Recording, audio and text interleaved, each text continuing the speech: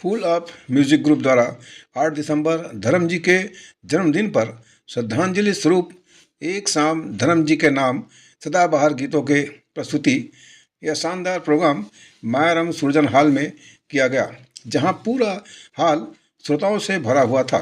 सचमुच आज तो सारे सिंगर की आत्मा में शायद धर्म जी बैठ गए थे।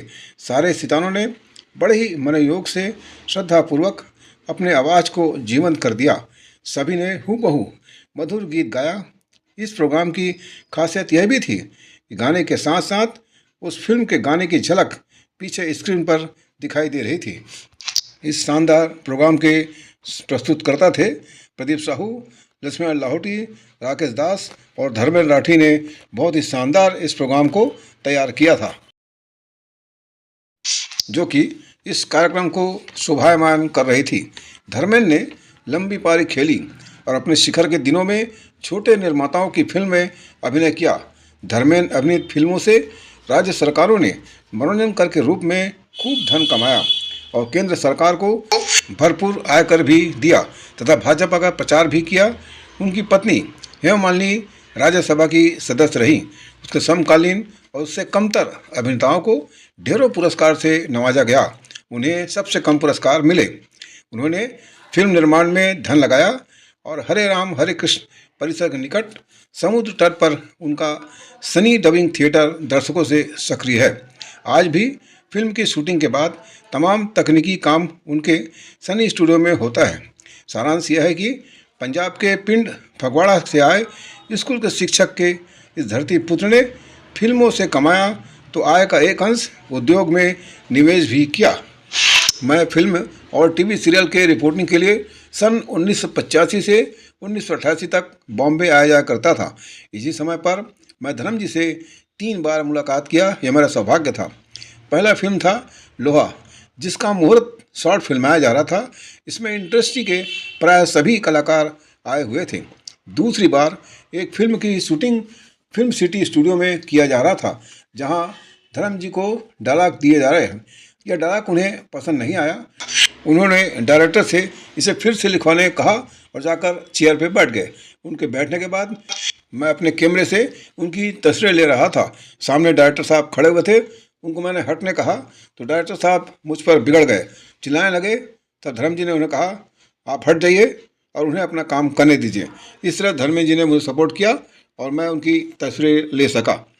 और उन्होंने डायरेक्टर को कहा कि आप जाइए और तुरंत इस डायलॉग को बदल कर लाइए, तभी इसके आगे की शूटिंग होगी। तीसरे बार जब मैं उनसे मिला तो फिल्म सिटी स्टूडियो में फिल्म सुपरमैन की शूटिंग चल रही थी, जहां पर धर्मेंद्र जी और रंजीता सुपरमैन के माता पिता की भूमिका में थे। फिल्म के कैमरामैन गुप्ता जी थे और उनके असिस्टेंट हमारे रायपुर के कैमरामैन दिनेश ठक्कर थे। ठक्कर दादा के नाम से पूरी छत्तीसगढ़ी फिल्म इंडस्ट्री इन्हें जानती है। इस शूटिंग में मैं ठक्कर दादा दिनेश भाई के साथ ही था। दिनेश ने मुझे फोटोग्राफी करने बोला। हम दोनों काम में लगे थे। तभी धर्म जी को जो कपड़ा पहने दिया गया था वह उन्हें सूट नहीं कर रहा था। उन्होंने उसे उतार दिया। तब डायरेक्टर ने तुरंत उन्हें दूसरा कपड़ा दिया। तब आगे की शूटिंग शुरू किया गया। धर्म जी काफ़ी सीधे साधे, भोले भाले, मासूम, सभी को इज्जत सम्मान प्यार देने वाले व्यक्ति थे। पर जब गुस्सा आता था तो फिर किसी की खैर नहीं। गोविंदा जब शुरुआती दौर पे बेहद सफल और हिट हुए तो काफ़ी निर्माताओं ने उन्हें साइन कर लिया था। आलम यह था कि गोविंदा के पास करीब 40 फिल्में थी और वे हर फिल्म को सिर्फ 1 घंटा ही टाइम दिया करते थे। एक फिल्म में हेमा मालिनी जी की दिल तो है आसना में कर रहे थे। दूसरे फिल्म में धर्मेंद्र के साथ दादा फिल्म कर रहे थे। हेमा जी को गोविंदा का टाइम सही ढंग से नहीं मिल रहा था। वे काफ़ी परेशान थी। उन्होंने धर्म जी को बताया कि गोविंदा मुझे ठीक से टाइम नहीं दे रहे हैं, जिसे सुनकर धर्म जी को बहुत गुस्सा आ गया। दादा फिल्म के सेट पर सबके सामने गोविंदा को उन्होंने झापड़ मार दिया और बोले, हेमा जी को समय क्यों नहीं दे रहे हो? बहुत बड़ा स्टार कलाकार बन गए हो। गोविंदा जी झापड़ खाकर घबरा गए और फिर हेमा जी को लगातार समय देकर उसकी फिल्म को तुरंत पूरा किया। धर्म जी बहुत ही शानदार फिल्में करते रहे। कभी भी उलझुल डराक या कुछ भी ऐसी वाहियात हरकतें करने वाली या वल्गैरिटी वाला कोई फिल्म उन्होंने नहीं किया। बड़े बार की बात है, पंजाब में उन्होंने एक फिल्म की पंजाबी भाषा की। जब वो रिलीज़ हुआ तो पंजाबी भाइयों ने उसे देखकर उन्हें बहुत गुस्सा आया कि धर्म जी इस तरह की अश्लील टाइप की फिल्में क्यों कर रहे हैं, क्योंकि पंजाबी लोग बहुत ही उन्हें मानते थे, सम्मान करते थे। एक व्यक्ति पंजाब से बॉम्बे आया और वो सनी देओल से मिलकर उन्हें बतलाया कि पापा जी आजकल कैसे काम कर रहे हैं, इतने उम्र में हम उन्हें बहुत सम्मान देते हैं।